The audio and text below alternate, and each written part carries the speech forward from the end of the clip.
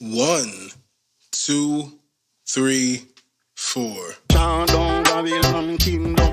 Team make we chant down Vatican now. Bang bling bling chant down Babylon kingdom. Team make we chant down Vatican now. Chant down Babylon kingdom. Team make we chant down Vatican now. Bang bling bling chant down Babylon kingdom. Team make we chant down Vatican now. Yeah, what up, y'all? It's Babylon 5 Podcast. I'm your boy, your faithful host, Jermaine Events. How you guys doing? How's everyone feeling? Hope everyone's doing great. Doing pretty well myself. It's episode 92. We're calling it Hi Ho. Hi Ho. It's just one hi ho. Hi Ho. I was in the car. I'm 31, ladies and gentlemen. I'm in my 30s.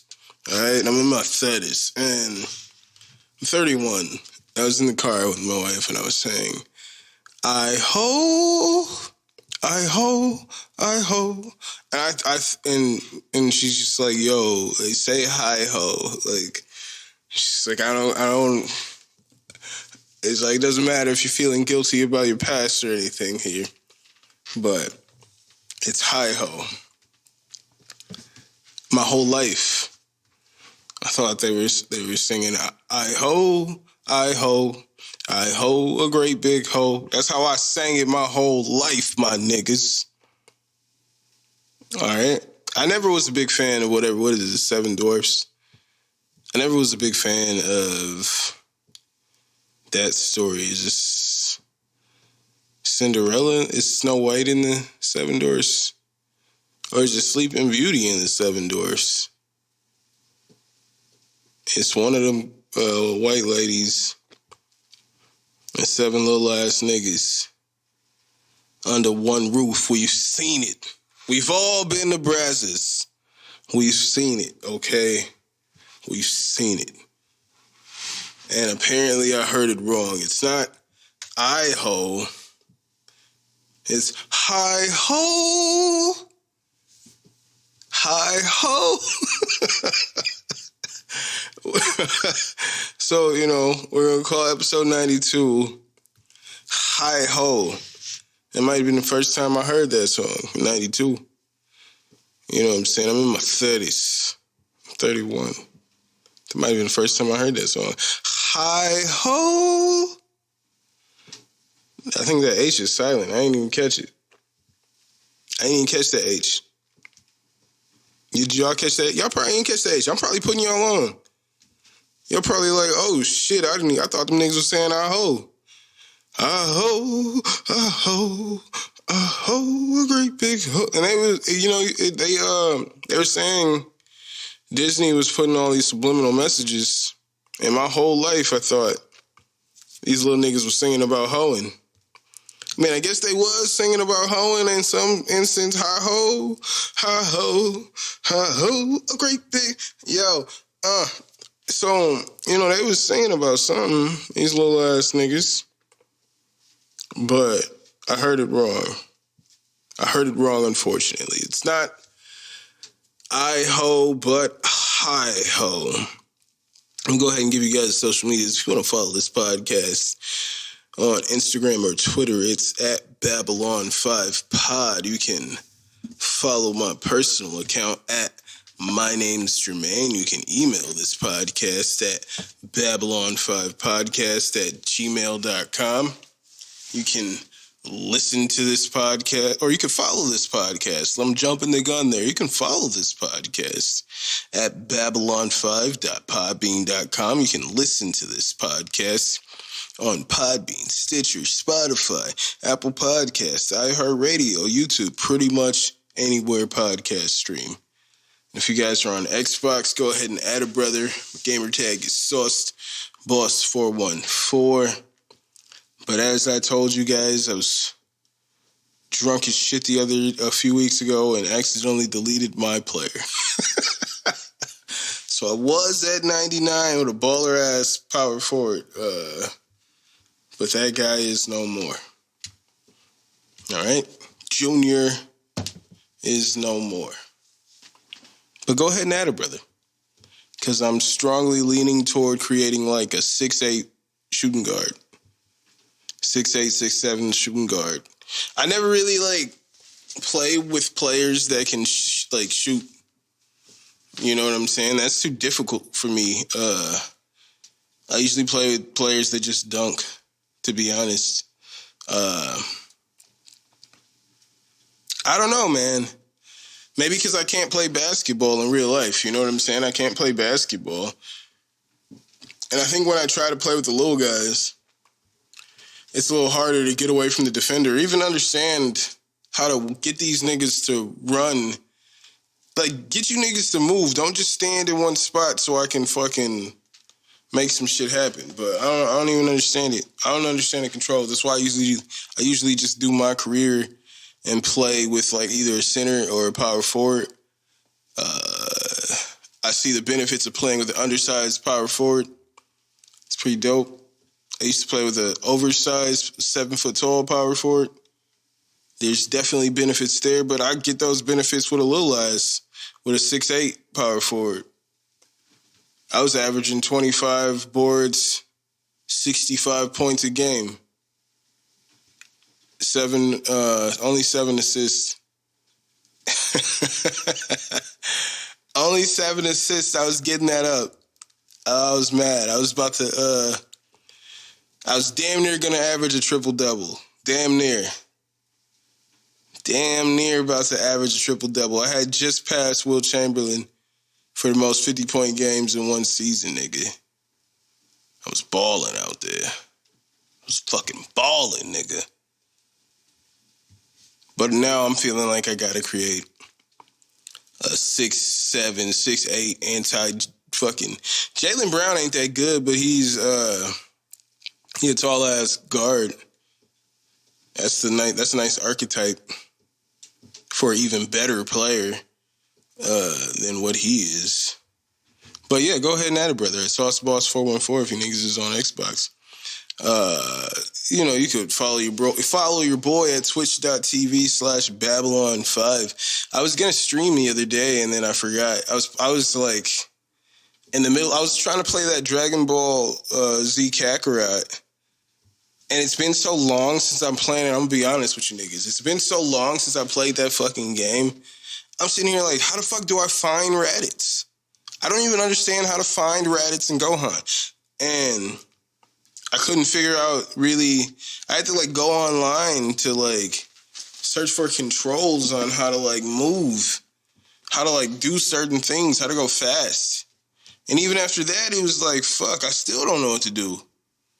And then at the end of that, after like 30 minutes of flying around aimlessly, looking at power fucking levels, continuously just like going back to the same rock formations from different angles. Like, oh, is that it? Nope, not it.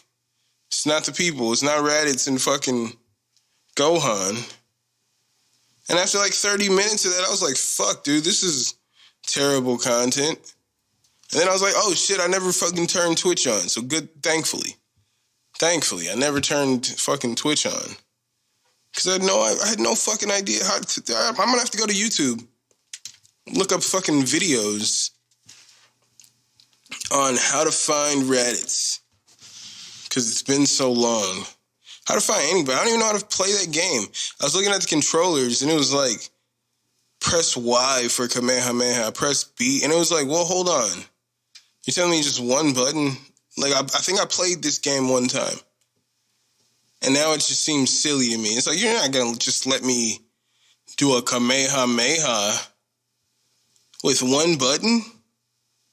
That doesn't make any sense. Well, how do you punch? How do you kick? I don't see. It just doesn't. Maybe it's like it doesn't seem like there's combinations in order to get the Kamehameha. You just press fucking Y, and out comes the Kamehameha wave. I don't understand the game anymore. I remember it being fun when I first played it. Like, it was kind of fun, and now I have no idea how to play it anymore. But maybe I'll give you niggas that content pretty soon. We'll see. I'll look up some videos. As I said, once again, follow me at twitch.tv/Babylon5. You guys can go get some merchandise. Go to teespring.com/store/BOFpod-shop. And then, don't just be my Negroes. Be my patrons. Be my patrons. Go to patreon.com/Babylon5pod. Become my patrons. You'll get this episode immediately. And you'll get some previews to some shit. Thinking I was about to, I recorded a draft to something. We can go over that later. But, I recorded a draft to something that was but I didn't finish it. And, I wanted to change some things, for the second part of the song. So I didn't record that part of it yet. And, I already made the changes. So I could upload that. But what I'm saying is, you go to Patreon, you're going to get some exclusives. You got music, you get podcasts. You get it the day, you get it on Sunday instead of Monday. Sunday. And you ain't got to worry if you got a case of the Mondays. Because you get it on Sunday. Just go to patreon.com/Babylon5pod. Babylon5pod. And if you guys are on TikTok, lastly, or maybe not lastly, lastly, if you guys are, not lastly. If you guys are on TikTok, add me at Babylon5 Podcast. All right, that's at Babylon5 Podcast. And lastly, add your boy on Discord. Join my Discord at Babylon5 Podcasts. Or at Babylon5 Pod. It's one of the... That's why I was lastly. Maybe, no, not lastly. Or, lastly. That's because it's just fuck. I don't necessarily remember what the Discord is. I still haven't put it in the notes, ladies and gentlemen. And that's how we do things here. Little mundane things never gonna get taken care of, motherfucker. We do big things over here. Big shit popping, and the little shit will continue to go unnoticed. Take a little sip of that soft seltzer, ladies and gentlemen. Soft seltzer. Shout out to y'all, you know what I'm saying? Shout out to everybody who's downloaded an episode via Podbean. Recently, we passed 1,000 downloads via Podbean alone. So, shout out to all you guys. 91 episodes, and I've passed fucking 1,000 downloads. So, shout out to y'all. I wish I had the fucking the applause queued up there, because if there was ever a moment to use an applause, it's probably in that moment right there. Damn, that's not a lot, is it? It's fuck. That's I think that's 11. Shit, yeah, it's 11 downloads. That's on average. It's not that. It's definitely not averaging. I'm always confused with this podcast. Well, especially when I look at these stats via Podbean, because it'll be 1 week, bam, 20 people jumped on that shit in the first day. I'm that's great. And then it'll build from there. But then the next podcast will be only 3 people checked into it. And I'm usually dude, I don't understand it. I'm putting the same level of promotion into all of them, but it's just certain days people are catching it. Other days, other weeks, people are just not this week, bro. Not this week. But we reached 1,000. All right? We reached 1,000. All right? It's probably 1,000 more than a lot of people. So, shout out to y'all. Whoever listens to this podcast, if you've ever downloaded, if you've only downloaded one time, if this is your first time, thank you. If this is your first time hearing this, you are about to experience some babbles, my nigga. Some babbles. This is the Babylon 5 podcast. We're at 1,000. It's to infinity and beyond, my nigga. And beyond. So, speaking of taking care of fucking minor problems, or major problems, that is, the major problem that I was having with this setup is, with this laptop here, like even as I'm recording now, I've had to move it away again. Like, I liked how it sounded last week when I moved the laptop all the way over there. I press record and I sit it on top of the speakers, like behind the monitors over here and shit. I sit it on the monitors behind. Yeah, you understand what I'm saying. And I sit it over there because then I don't pick up as much of the fan. I got the noise canceling fucking plugins on here, but I have to put it over there. And it's like, even earlier today, I was like working on a beat, and this thing is just fucking, just super loud, like just hot as fuck. I'm like paranoid this thing is just gonna explode or some shit. That's what goes on in my mind. Worst case scenarios, my nigga. That's where my head goes. It's not just like, oh, what if it just shuts down and doesn't work? No, it's like, what if this shit explodes? I'm fucking doing too much right now. This fan seems like this thing seems like, as loud as it gets, it sounds like it's gonna break down or something at the very least. If not explode in my face. You know? If not explode in my face. And as I told you guys, I previously bought a Mac Mini. But when I got it and I was doing all my things, like these noise canceling plugins, that was one thing I was looking into was, I looked earlier when I bought that original Mac Mini. I just looked into if it could run Studio One, which is my DAW. You know, I just wanted to know that. And it could. And then when I went to install everything, it was like, yo, my Waves plugins, they need like a 11 point some like update, like operating system. It needed to be a certain level of update that was like just beyond where my Mac Mini's capabilities were. So like that thing with its operating system wasn't able to use Waves. So I sent that back, and I was looking for just like a new computer. You know, I was telling you guys I was plotting on a Dell, but I'm a big fan of you get what you pay for. So didn't want to get the Dell. I was looking at they got these Mac Minis, and I think it's like in all the Macs now, all the newer Macs, they got this M1 processor. It's like an M1 quad-core processor or some shit like that. I think that's what it's called. And I was like, well, clearly, I just assumed, well, it's the newest one, so that's the one I need. But then, like, before I was going to make a purchase, let me just Google if this shit can work.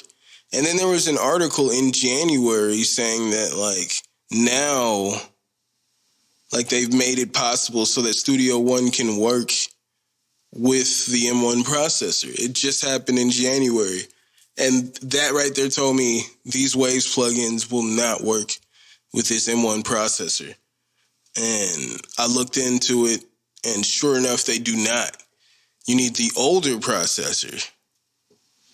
And then I look into some of the fucking Mac Minis and shit are just the older processors, and it's like the older processors are more expensive than this M1, like the newer shit, which is kind of telling to me.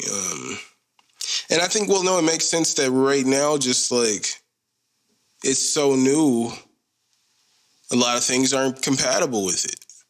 So it just would make no sense for people to be so hyped for the M1 processor, because as I was able to discover rather quickly through a Google search, A lot of the things that you think would be easily compatible aren't. They aren't easily compatible. So then I looked into that and was looking into what I could get with what I needed as far as processors, what I needed as far as RAM, what I needed as far as storage. And I think we found the one, ladies and gentlemen. I think we found the one. So I got a new computer coming. Hopefully this bad boy does everything I need and more. And we can take this baby to another level. Little videos and shit. You know? Just to make, like, the videos that I'll be putting on Instagram, man, that's like it feels like a race against time. Because this fucking laptop gets so fucking hot. And that fan it just sounds like it's screaming to a point, nigga. I just don't see it as too viable as a long-term option, this fucking Mac. And as I told you guys a couple weeks ago, or maybe last week, as I looked online, everything is like, yo, that thing is not built for this shit. It's just not powerful enough, and it will make your shit crash. And that's what's happening here, and hopefully this will be the last recording. Last time I worked with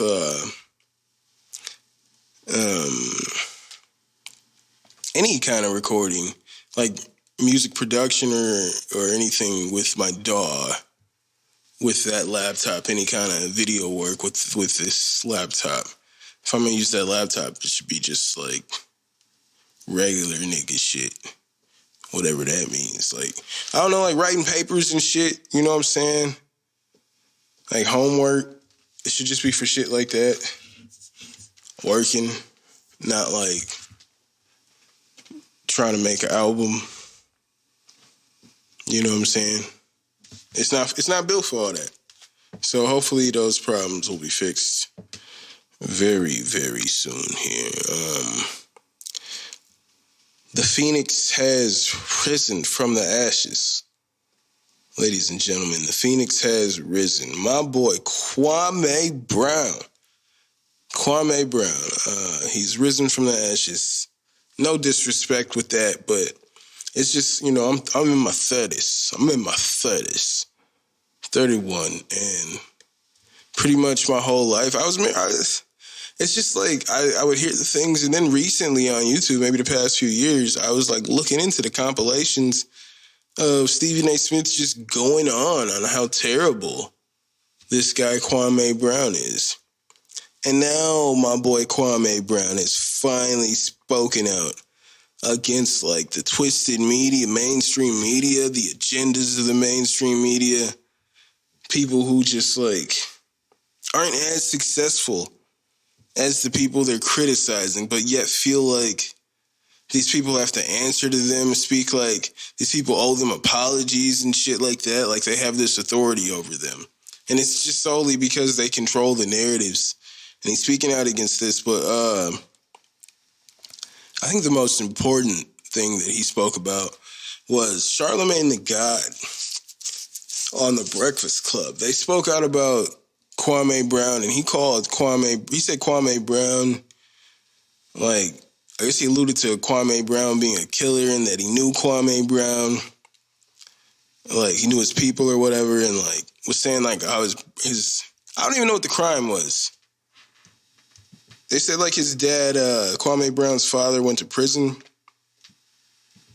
and he was, like, alluding that people like Steven Jackson and Matt Barnes should leave Kwame alone because he's so dangerous, because he knows his family. And Kwame was like, yo, you should have never even mentioned me. Don't mention my name. Don't mention my father. You know what I'm saying? Like, he's mentioned his dad. And because of this, Kwame Brown started speaking on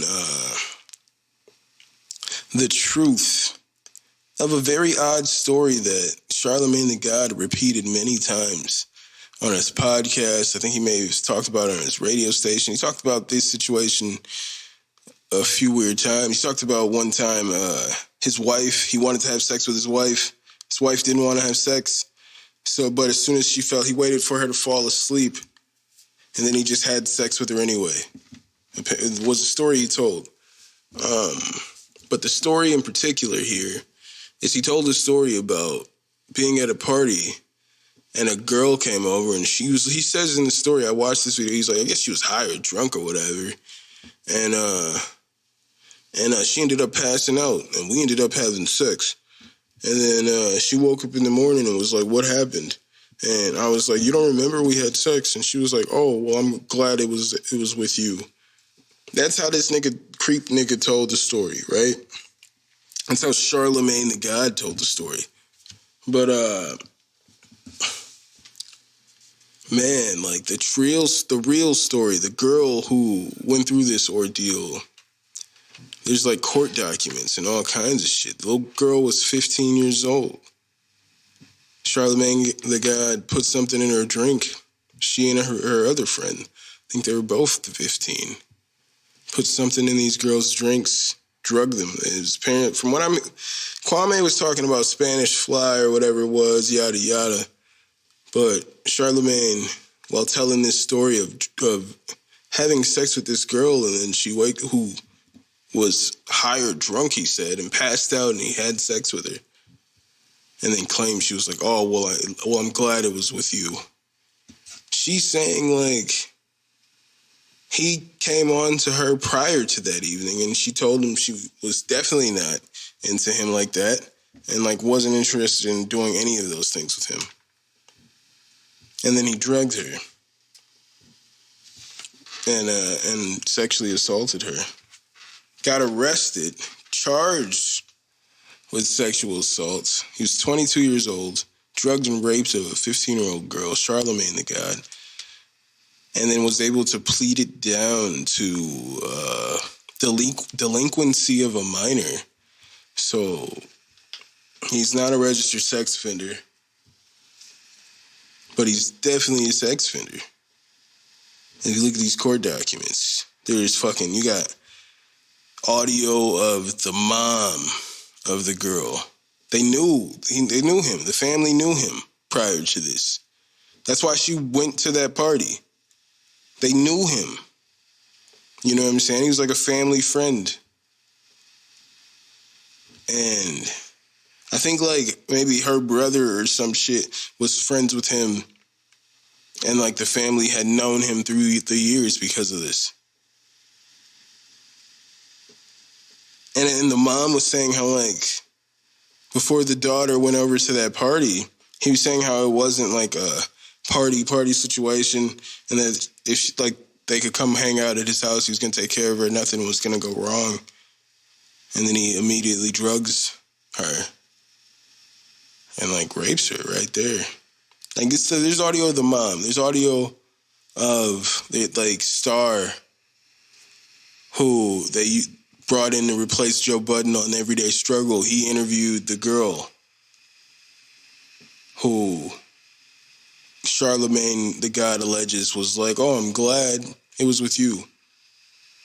No, she called the police, and this man was charged. Kwame Brown called it out. He was like, y'all let this man tell this story, and y'all don't even know, like,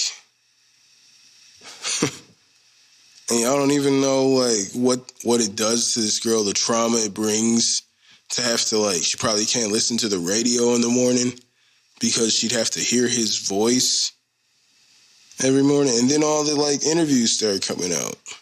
The truth of all that shit. Then it's like, damn, Charlemagne the God's been bragging about this on his radio station, on his podcast for years, in our face. And he raped a 15-year-old girl, and he's been bragging about it. I don't see how this man just keeps his job and stays on the radio, stays in the position of what he's doing. They came at my boy Kwame. Kwame done flamed a lot of people, all right? Kwame done came and flamed a lot of people.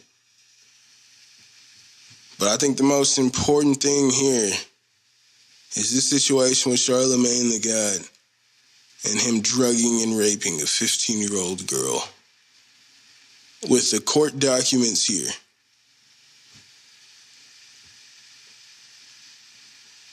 Just that whole story there, man. It's like, man, I don't. It's got his name on there. It's got his signature. All these court documents. He pled it down to being charged with delinquency of a minor. It's all there. I don't see how he keeps his job. I don't see how the Breakfast Club continues to be this #1 radio station in America. Blah, blah, blah. Like for hip hop, I don't understand how it continues to be that way with that dude. I don't understand it. It's pretty crazy, man. And back to Kwame though, like he was saying how they kept like trying to push the narrative of him being raised in a house where his mom did everything. His mom, strong, single mother, took care of everything and raised him to be the man that he is. And he's just like, that's just not true.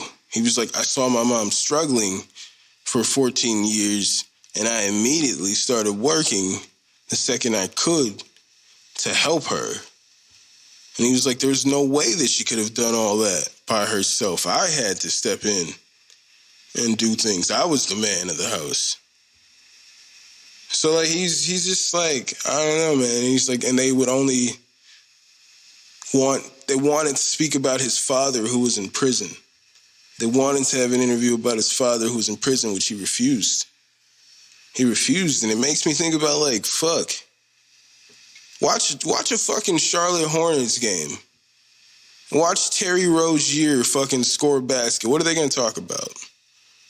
His father who spent time in prison. That's the most that I know about Terry Rozier, is that his father was in prison. That is the most that I know about Terry Rozier. And he was pointing out the media and how they just try to push these narratives out there. Try to tell these certain stories, and how he told them when he got drafted, they interviewed him.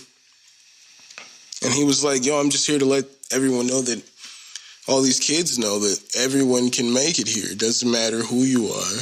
Everyone can make it here. And they're asking him, like, what is he going to do with his money? And he said he's going to buy land for it and give his mom a house on this golf course or whatever. He keeps talking about a golf course. I'm not sure what's the significance of the golf course, but he keeps talking about a golf course. Bought his mom a house on a golf course. I started there because I'm just like, he kept bringing it up. Like the golf course, ever since his rookie year, he was like, my whole focus was buying my mom a house on this golf course. And it's like a golf course. What are you talking about? Like, I don't understand it. Maybe like, there's some kind of luxury to living on a golf course. I don't know. It seems, I don't see no houses on no golf courses. But I guess I ain't been in no fancy-ass golf courses. Maybe. I don't know. I have never been in no fancy-ass golf courses. But I don't know the significance. He kept talking about that. But he was talking about buying houses and buying land as the #1 draft pick. He didn't want to buy any flashy shit. He wanted to buy land. And he said at that point, they didn't interview him anymore. They only wanted to interview him about his father being in prison, which he declined. And so after that, they never wanted to talk to the #1 draft pick. But for years, like 20 years after, they're still like talking down on his name, saying how he's just the worst player to ever do it, the biggest bust of all time. I don't know. It's just pretty wild. It's pretty wild, man. Y'all gotta check out some of this. If you haven't seen some of these videos with Kwame Brown, he's just pointing out some very glaring things. Very glaring things with the media, with so many people, and this whole Charlemagne the God situation. Shout out to Kwame. I'm glad he's finally speaking up, finally defending himself. Yeah, man. He's getting his comeuppance, if you will, giving y'all mama's cooking. Shout out to Kwame Brown. Speaking of, so I booked studio session for the next project. Ladies and gentlemen, there's definitely no date on when it's coming out. Don't ask me about my album or how it's coming about. Don't ask me about the Neptunes or what's they fare. Don't ask about the loud screaming chick with the hair. Nigga, don't ask me about none of that. Shout out to Clips. If you guys don't know, who I was referencing there. But, yeah, it's, I booked this session. We got a new project. I got a new project coming out. Not we, just me. It's produced by me, written by me. Fubu, nigga.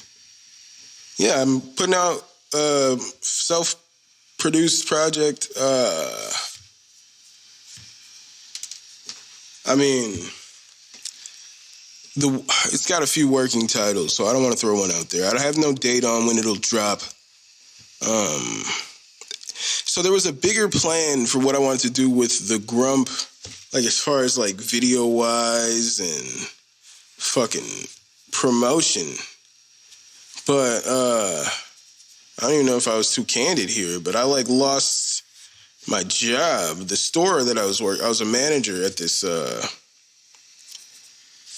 grocery store here, and that store closed, went out of business during the pandemic. So at that point, like I was like 2 days away from filming the video for Feel Like No One with like a professional videographer,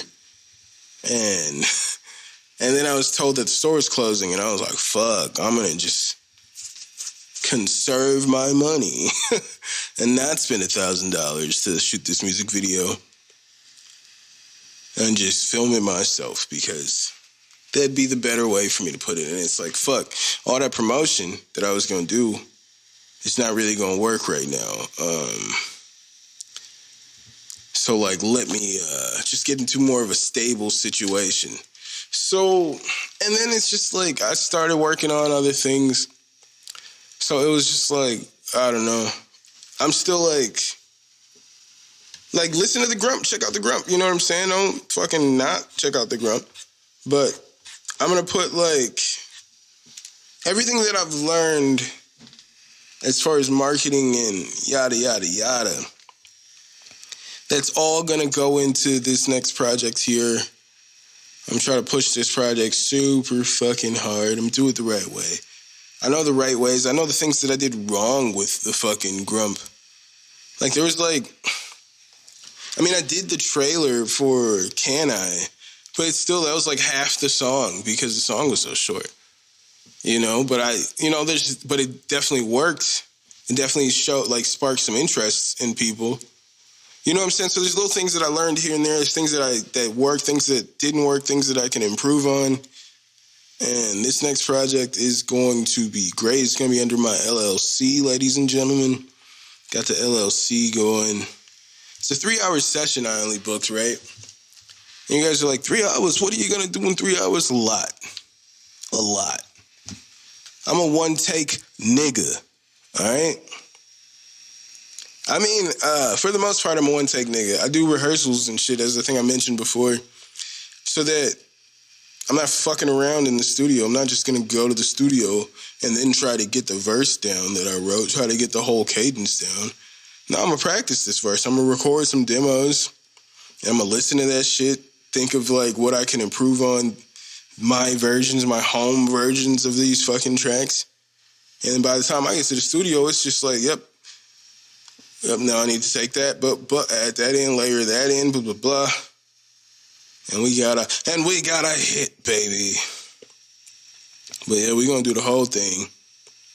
You're going to get the whole damn main. In 3 hours or less.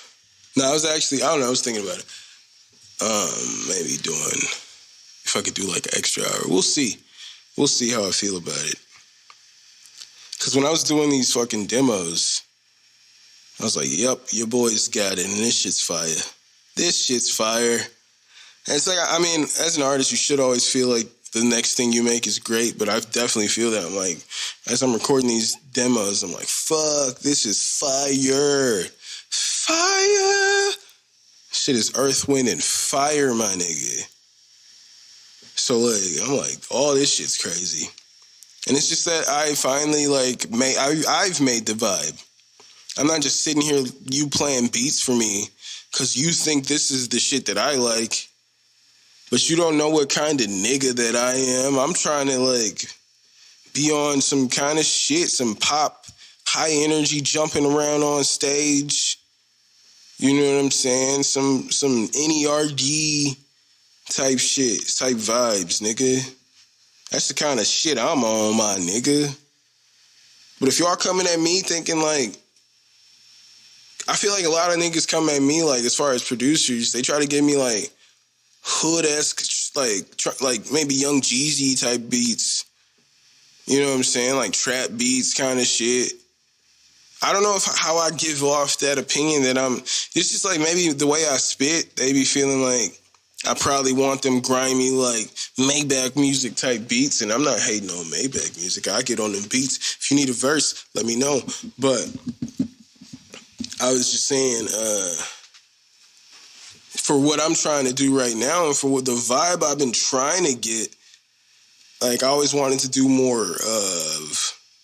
I'm going to do my raps, and I'm going to kill with the raps and the hook. Let me do the writing, but I want everything else to be more poppy and more, more of a rock sound, more high energy. And let's get everybody vibing. You know what I'm saying? Let's get everybody vibing. I'm not trying to make a certain kind of music. I'm just trying to make good music, you know? And that's what we're going to do with this next project, this next album.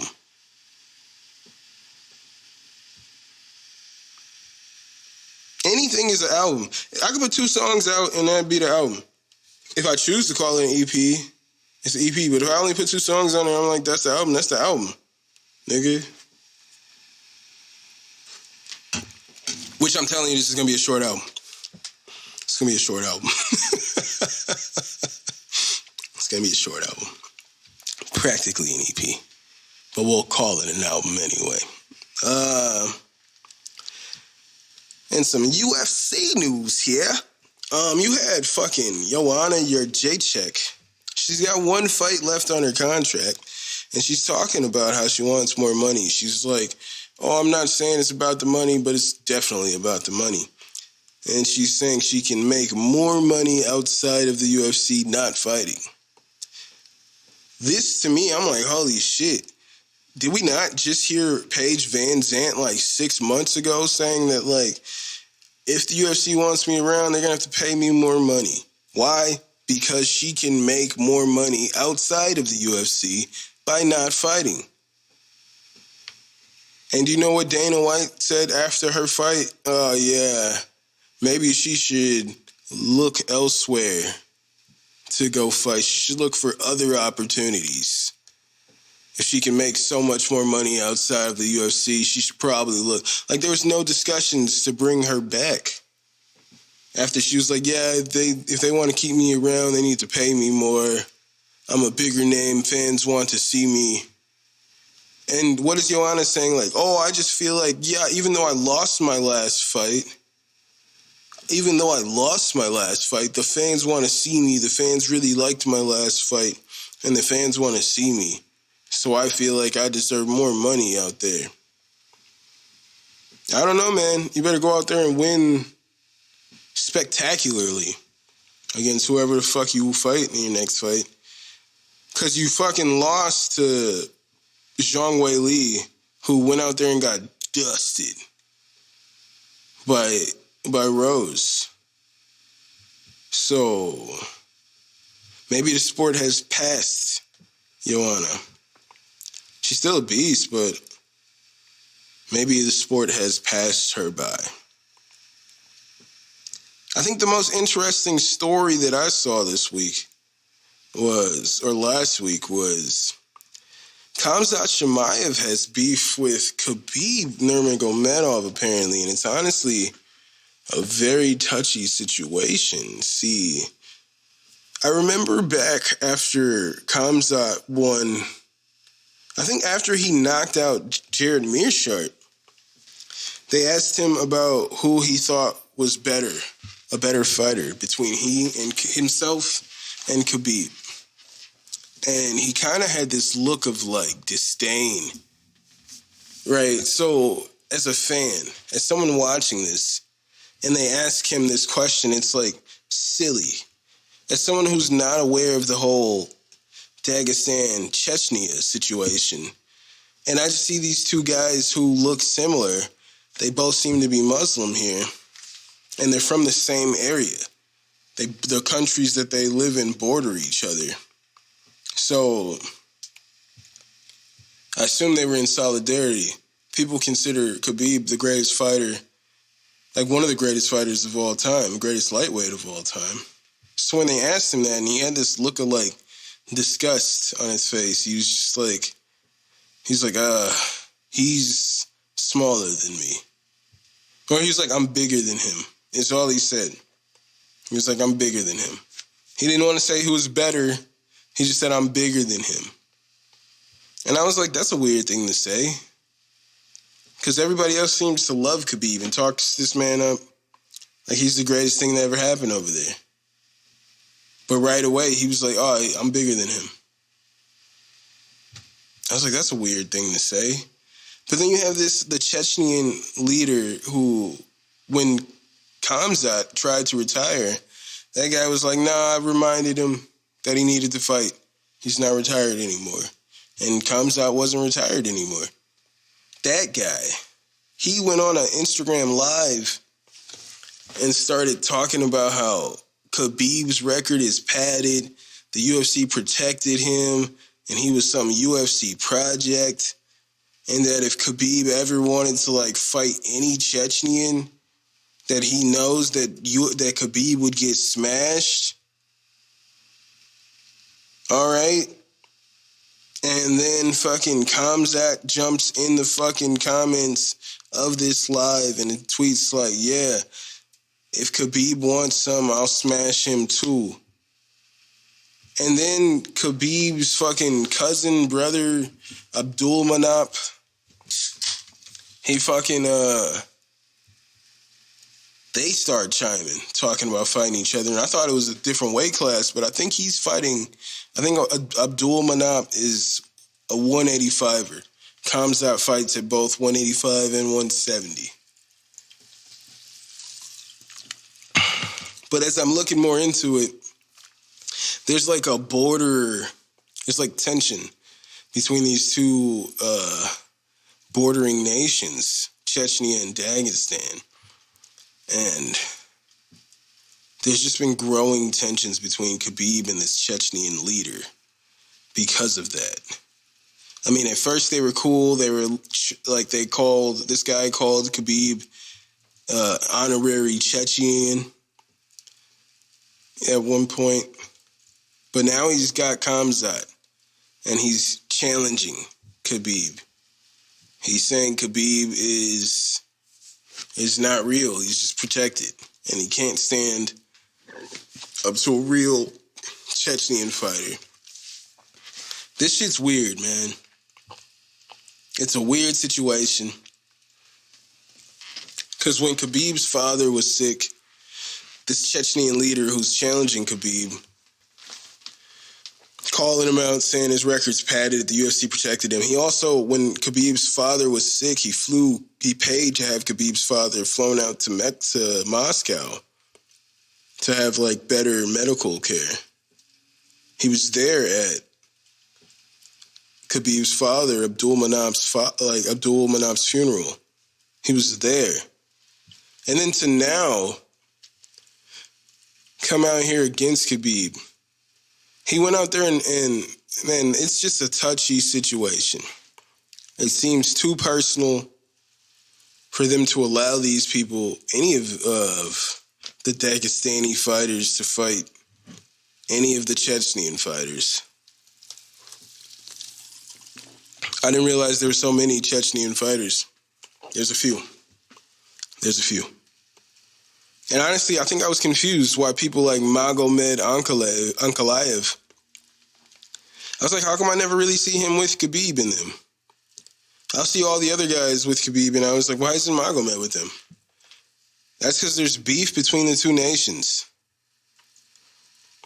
You got Abdul Manap, who's claiming Khamzat sat with them and ate dinner with them, prayed with them, and said that they were all brothers. And he was like, and just months later, you jump on Instagram and try to talk tough. So I think it's just too touchy of a situation to let these people fight each other. I hope it doesn't happen. Any of them. But, man, it's just wild. Y'all got to look into that. If y'all, man, I honestly feel uncomfortable even talking about the situation between Khamzat and Khabib. Y'all should look into it a little more. But it's a real touchy situation, man. Real touchy situation. We just had UFC Vegas went by. I was just watching that, man. There's a lot of good fights on that card. Couple fights here. You had Carla Esparza just completely battered Yan Xiaonan, just battered her.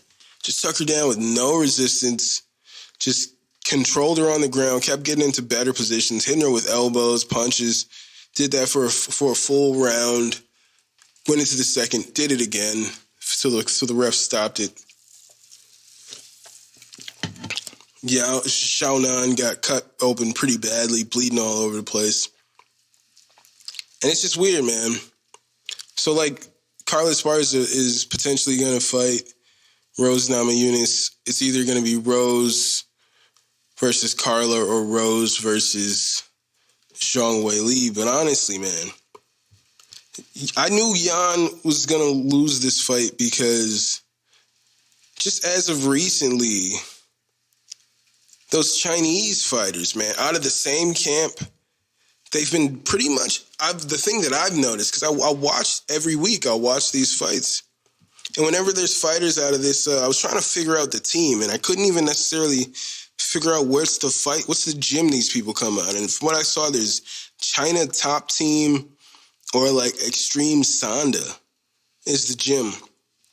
And everybody that comes out of these same gyms, it'll be like, oh, they're great fighters, they got great potential, they're really strong, and they've got high-level striking, right? This is what they say about each and every one of those fighters that come out of the same gym in China. And then they go out there and, in the first round, they're throwing some pretty good flashy strikes. They're just coming forward and throwing strikes, coming forward. No head movement for any of them. No head movement. They're just coming forward, getting pieced up. And shit, it's usually a war of attrition. What's going to fucking break? And usually the person they're fighting, if they just have any fucking boxing acumen at all, they slip any punches, they usually get the better of this person. The Chinese fighter gets fucking just battered because they have no head movement. And I'm curious because I know in Japanese culture, it's more about the story. They want to see the warrior heart, the warrior spirit of a fighter.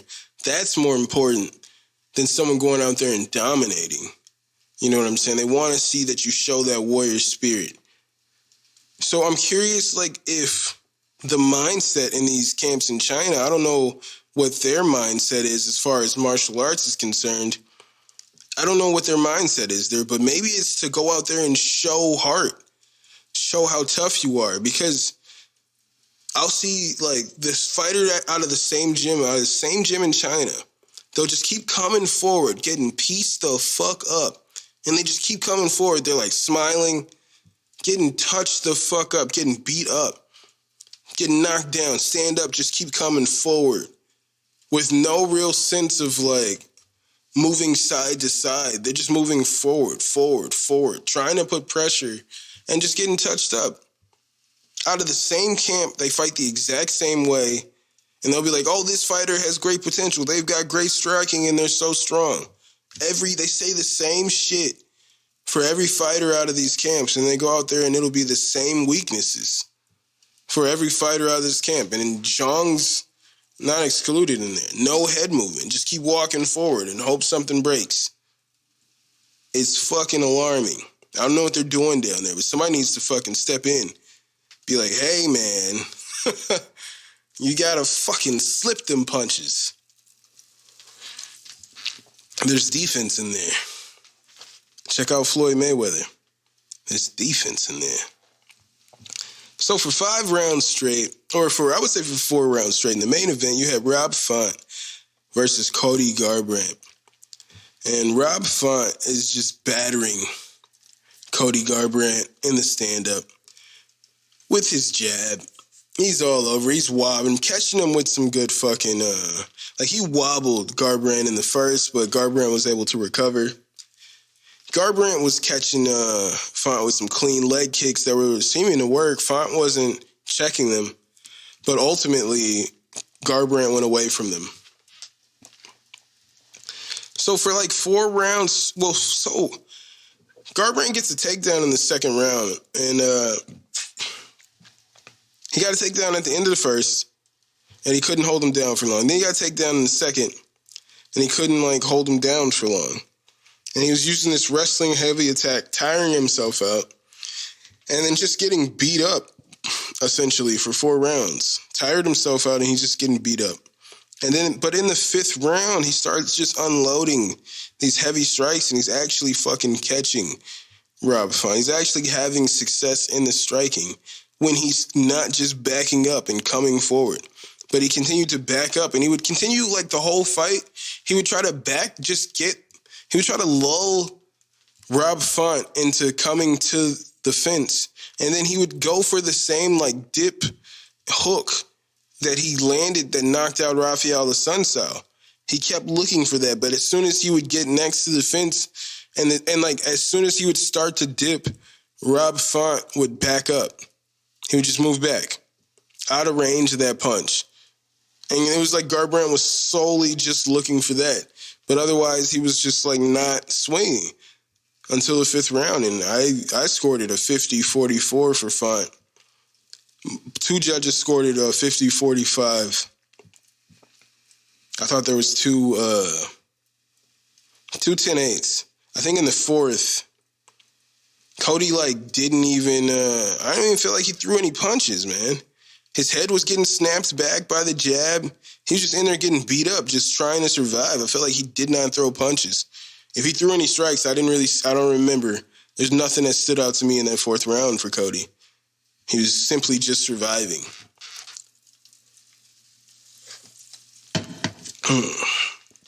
So I say, if Dillashaw beats Sandhagen, then Font gets the winner of Sterling versus Jan. But if Sandhagen wins, then he's the number 1 contender to fight the winner of Sterling Jan. But, it just depends on who wins that next fight. Font looks good. I don't know how good he'd do against a Petr Yan. Petr Yan's on another level. Font says he feels like Sterling would be a tougher matchup than Yan. But I felt like Yan was starting to ragdoll Sterling, and he was ragdolling Aldo, pretty much ragdoll most of the people he fights. He looks to be on another level. I'm not sure. When he touches people, kind of fucks him up. So, I don't know. There's no fights next weekend, unfortunately, for me. I love watching fights, but no fights next weekend. Say a happy trails to Paul Felder, the Irish Dragon. He just retired yesterday. He's a great fighter, man. He's the true fans loved him. He's just retired. He's the last fighter to beat the current lightweight champion, Charles Oliveira, by stoppage. But he was the last person to beat him at all. He beat Charles Oliveira. I remember, like, when my wife and I were, like, early on in our dating, and I don't know if she knew just how into MMA I was. And I remember she was, like, out somewhere, maybe watching, like an Aaron Carter concert or some shit like that. And